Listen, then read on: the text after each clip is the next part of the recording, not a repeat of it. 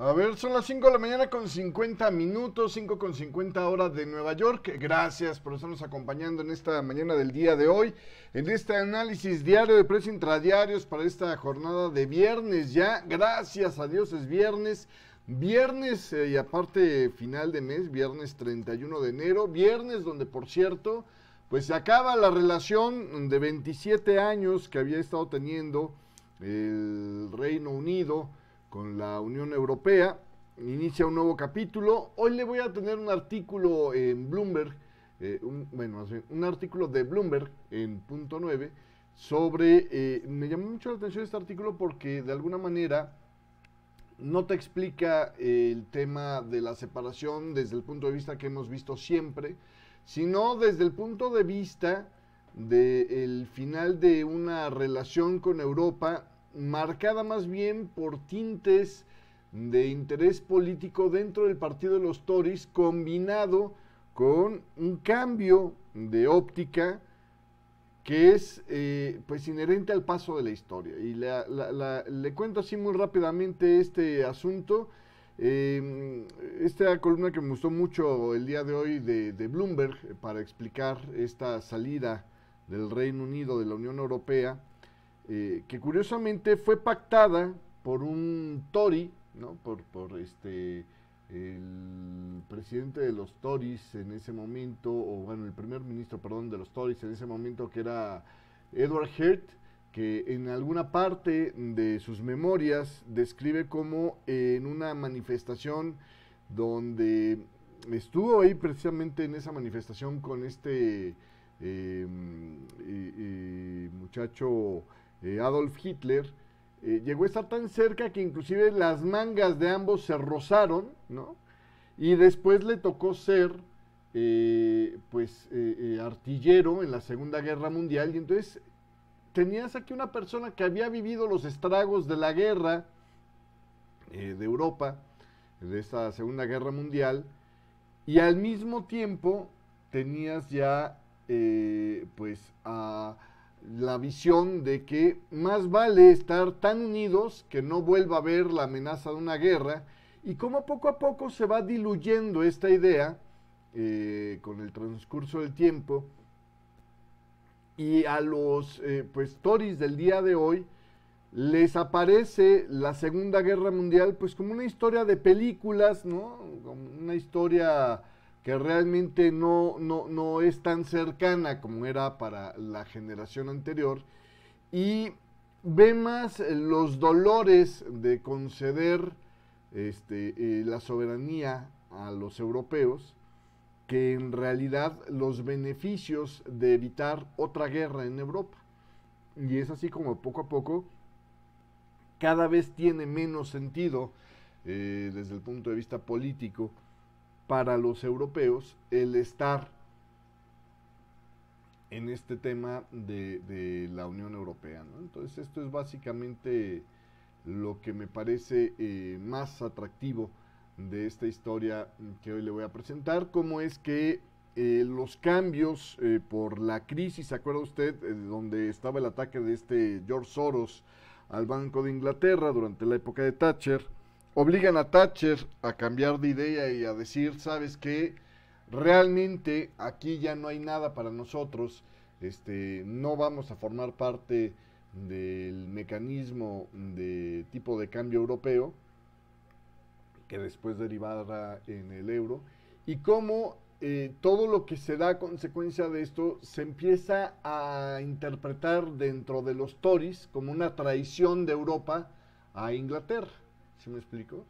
Entonces, esta es la razón por la cual, poco a poco, aunque todavía no estaban listos para fraguar la idea de salgámonos de aquí, fueron avanzando en la idea de tendríamos que estar fuera, ¿no? Y finalmente concluye con precisamente la respuesta de Boris Johnson, que ve también en este argumento pues dos cosas, ¿no? Uno, una forma de hacer prosperar su carrera, claramente, pero también por el otro lado ve en esta situación la posibilidad de encontrar una alternativa, vamos a decirlo así, este, al problema eterno de los Tories, que ha sido desde Margaret Thatcher, pues el rendirse ante la Unión Europea, ¿no? Entonces, eh, una forma de zanjar esa historia y pasar a un nuevo capítulo, que vamos a ver si les funciona o no, ¿no? Esto es parte de lo que estaríamos viendo en esta jornada, ¿no? Entonces, eso es parte de la historia que vamos a vivir. Sin embargo, el mercado no está tan atento a ese tema. El mercado está más bien dado por otras notas que también son bastante interesantes, pero que tienen que ver más con pues, problemas más mundanos como el tema del coronavirus, que obviamente sigue pesando. El día de ayer la Organización Mundial de la Salud declaró el brote del coronavirus como una emergencia sanitaria internacional, pero ojo, todavía no recomienda la restricción de actividad comercial ni del transporte, lo que ha causado de alguna manera un mensaje como doble, ¿no? Por un lado, sí estamos más preocupados porque dice claramente la Organización Mundial de la Salud, esta decisión la estamos tomando no por lo que está pasando en China, que sí le están haciendo bien frente a esta enfermedad, o sea, sí están, digamos, protegiendo a sus pobladores, digamos, de esta situación, pero al mismo tiempo se da para pues contener, ¿no? Lo que está pasando fuera de China, que ya cada vez es más preocupante, y dentro de cada vez es más preocupante pues las últimas noticias, ¿no? Tenemos hoy por hoy, en este momento tenemos lo que es Italia y el Reino Unido, un poquito hace una hora más o menos se supo, confirmaba que ya tenía 2 personas cada país de estos, 2 personas contagiadas con el coronavirus, es decir, ya las infecciones se están propagando, pues ahora también a estas otras partes de Europa, ¿no? Entonces cada vez más, digamos, el coronavirus deja de ser cuestión del lejano oriente, ¿no? De China, y está más pues siendo una realidad para los de este otro lado, ¿no? Entonces, ya empieza a ser un problema más occidental, y esto de alguna manera pues está causando un tanto de alerta, ¿no? Un tanto de alarma, vamos a decirlo de alguna manera. Eh, Esto es parte de lo que cubre el escenario del día de hoy. La otra parte también tiene que ver con el asunto de los indicadores económicos que se están publicando el día de hoy.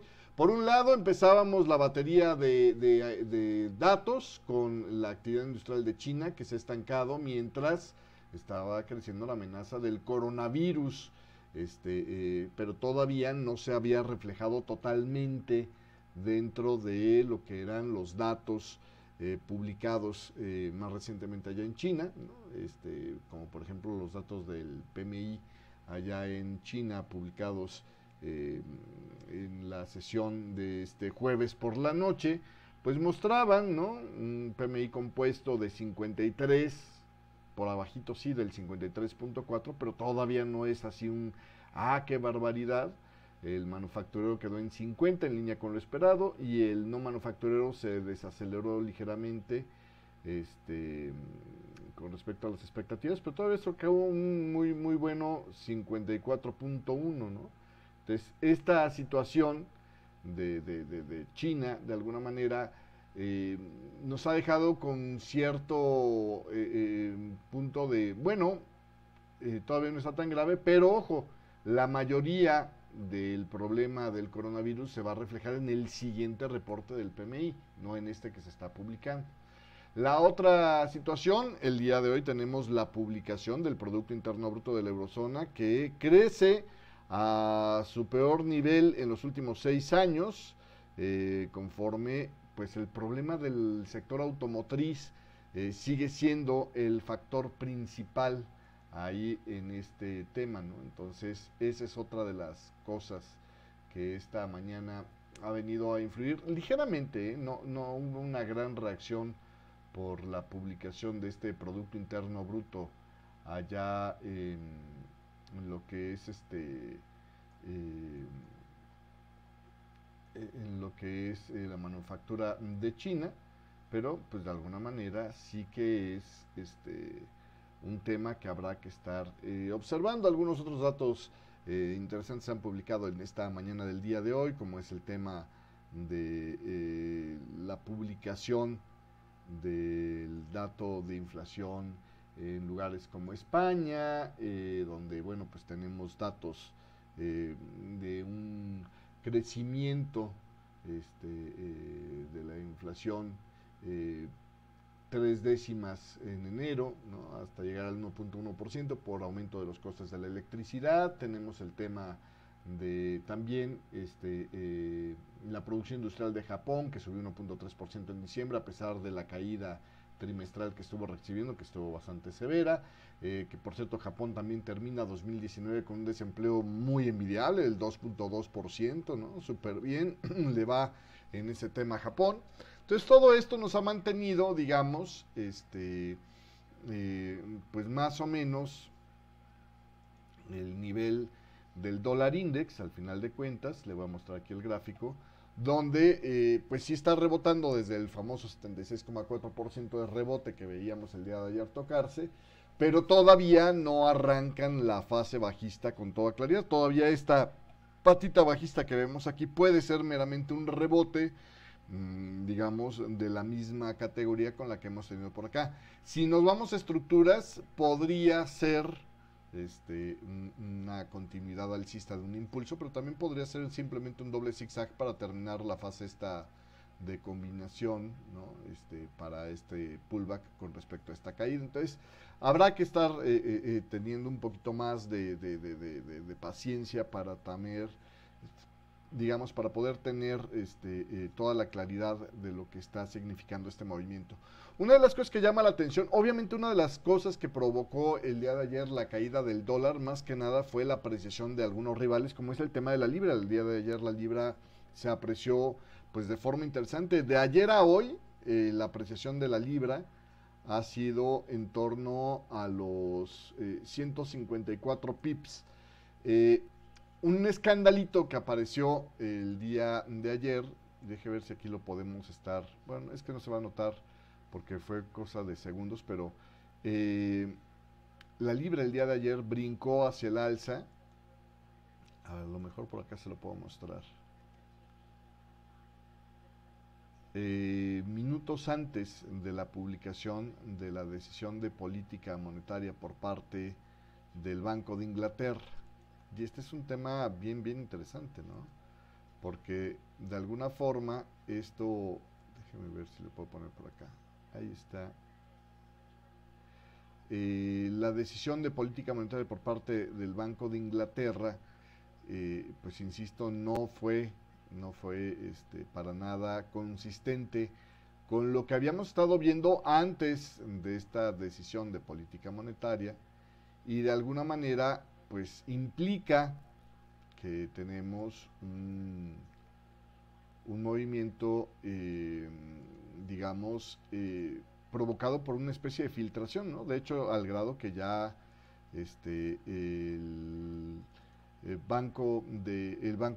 la Financial Conduct Authority, que es la que se encarga de regular la operatividad, digamos, en lo que es el tema del Reino Unido, pues ya dijo, a ver, vamos a estar echándole ojito a este tema, ¿no? Porque no es correspondiente. Mira, aquí tengo la gráfica, a ver si se llega a notar. Déjenme tratar de ampliar un poquito las velas para que se noten los tiempos, pero este es el problema. Este es el gráfico del día de ayer de la libra en un minuto. Y ve usted, este es el brinco, claramente, de la decisión de política monetaria, pero ve usted a qué hora se da esta vela. Esta vela no es las de las 14, hora de Greenwich, que fue cuando se hizo la publicación hora de Greenwich, no, hora de Europa Central, de Europa del Este. No es la hora de la publicación de la decisión de política monetaria por parte del Banco de Inglaterra, es la hora menos un minuto. Y es que esta vela se infló 15 segundos antes de que se cerrara, fue cuando se infló y se llegó a dar ese movimiento alcista. Entonces, esta apreciación o este brinco que vimos, están averiguando a ver si fue provocada por algún, no sé, un error de dedo gordo afortunado, ¿no? Que podría ser el caso, es decir, alguien se adelantó al Banco de Inglaterra y estuvo publicando una orden de compra masiva para libras, pensando en que se iba a ir más bien hacia arriba y le falló, se le disparó el dedo antes del anuncio, 15 segundos antes, o la otra posibilidad que pues los que somos mal pensados, pensamos es más probable, alguien recibió la información en primicia injustamente antes del resto del mercado y metió su mega orden 15 segundos antes de que el Banco de Inglaterra la diera a conocer al resto del mundo, ¿no? Y entonces detonó los stops de todos los que estaban apostando hacia la baja, porque acuérdense que lo que habíamos visto antes de la publicación de este anuncio era más bien, híjole, aquí no se va a notar, pero a lo mejor así lo podemos hacer más visible. Estábamos viendo pues una libra que más bien estaba presionando hacia la baja. Este era el posicionamiento previo, digamos, normal, pero con un rango muy chiquitito, ¿no? Aquí estábamos hablando de unos 50 pips de rango donde había estado oscilando la libra. Se lo voy a poner ya en gráficos de una hora para que me entienda más. Era este brincoteo que habíamos estado teniendo justo antes de la decisión de política monetaria por parte del Banco de Inglaterra, previo a precisamente el anuncio de la política monetaria, ¿no? Entonces, en realidad veníamos de una tendencia bajista que se había puesto en pausa, obviamente, por la expectativa del Banco de Inglaterra, pero que se detonó hacia el alza 15 segundos antes, ¿no?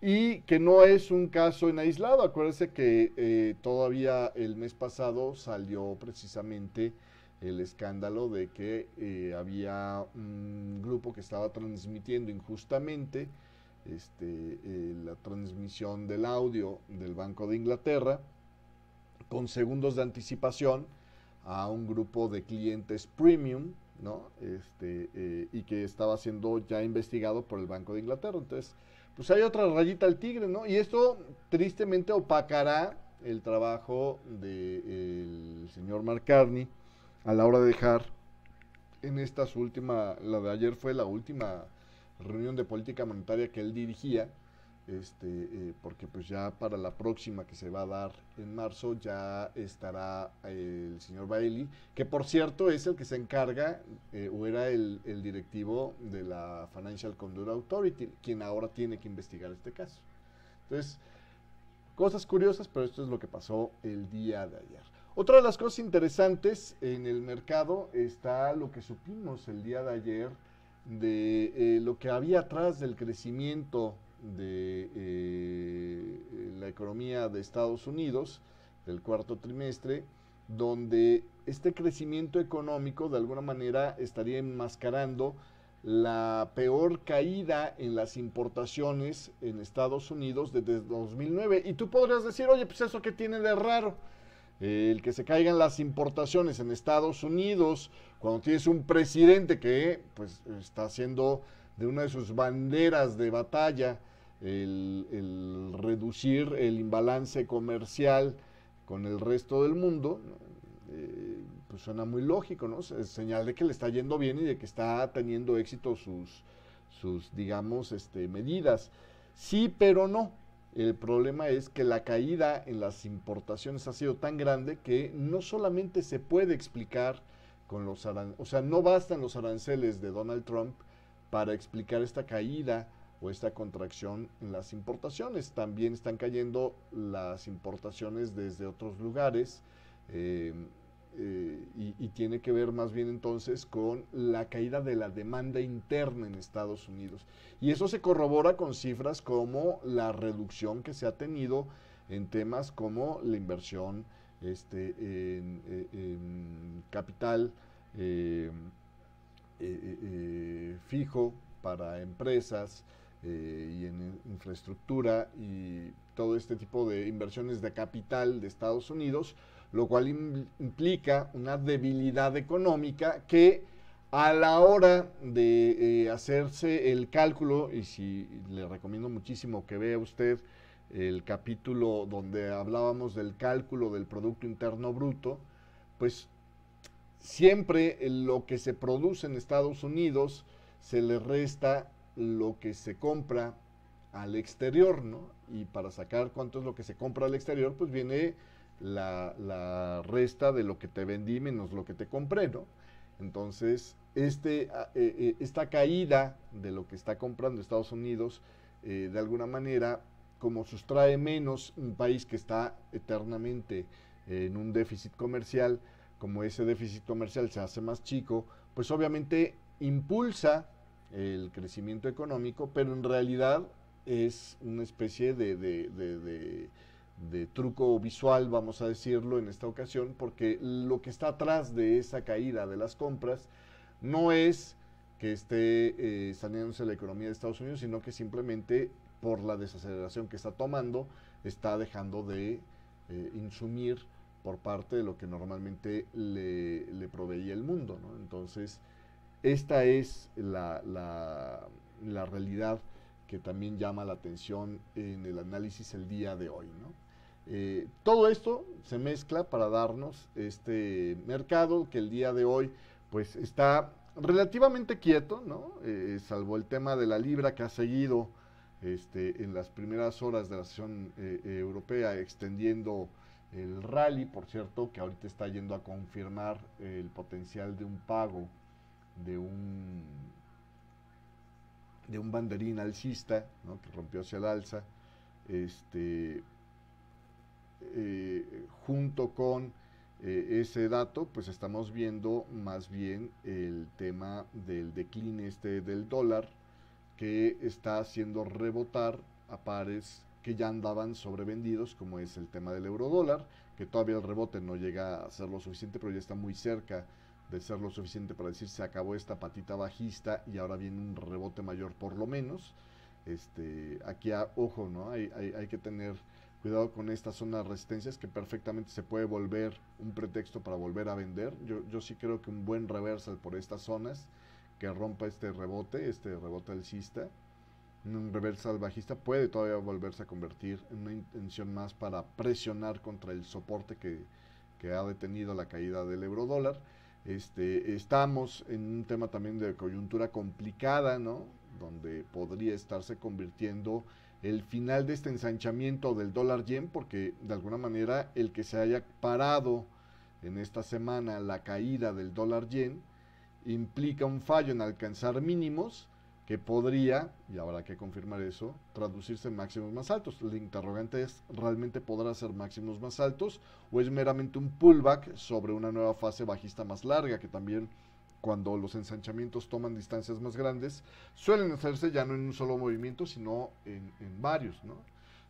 Tenemos también el tema del dólar australiano, que con todo esto del coronavirus sigue teniendo problemas para mantenerse avante, y el dólar ahí está avanzando versus el coronavirus, perdón, por el coronavirus versus el dólar australiano. En el tema del dólar canadiense lo mismo, ¿no? La perspectiva, o sea, las monedas de commodities, el problema que tienen ahorita es que la perspectiva de debilidad mundial es cada vez mayor y esto sigue impulsando el dólar frente a estas dos monedas, o sigue provocando la devaluación de estas dos monedas.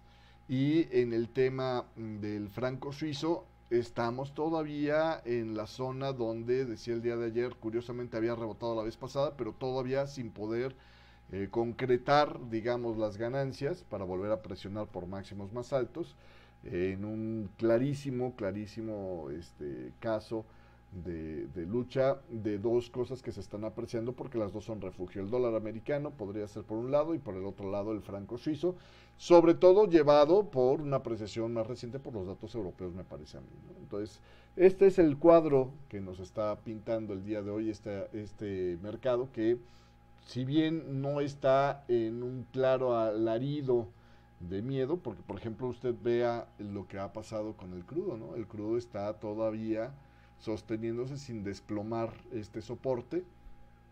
De hecho, en las últimas horas el crudo lo podemos considerar positivo, ¿no? 0.67% al alza el West Texas Intermediate, 0.45 hacia el alza el Brent del Mar del Norte. Ahí lo tiene usted en la listita. Pues de alguna manera, de todos modos, está, digamos, sin embargo, pegado todavía, sin dejar de hacer presión o sin abandonar claramente la zona de soportes. Esto es precisamente porque sigue la situación de tensión con respecto a lo que vendría siendo la demanda de crudo en el futuro, pero no hay un pánico en el mercado por el anuncio de la Organización Mundial de la Salud, como lo puede ver, por ejemplo, en el tema del oro, donde sí hay pues una búsqueda de máximos ligeramente más altos, pero todavía no es otra vez una fase de rally alocada, ¿no? De hecho, en las horas más recientes, me voy a bajar a 15 minutos, si usted ve, empieza a ver otra vez una corrección dentro de este rally que podría empezar a tener ya tamaños, si se llegara a propagar un poquito más hacia la baja, suficientes como para decir aquí hubo un fallo en alcanzar máximos nuevamente, y entonces lo que hemos estado viendo, que es un decline en esta fase, ¿no?, podría estar continuando. Si aquí hubiera este fallo en alcanzar máximos, que necesita un poquito más de proyección hacia la baja en este momento, ¿no? Eso es básicamente lo que podríamos estar razonando sobre este tema el día de hoy. Hasta aquí voy a dejar el análisis para la gente que me está escuchando en la radio. En un rato más les subo el video. Y ayer tuvimos problemas, nada más le cuento un poquito. Parece que la parte de, parece que podría ser más bien vinculado con YouTube el problema. Hemos tenido problemas para actualizar las carrilleras de videos en el sitio de IEM Forex. Tengan paciencia, la próxima semana vamos a estar, y esto ya lo dejo ya para la gente del análisis. Hasta aquí dejo a Radio Forex Hispana y a la grabación de YouTube Live.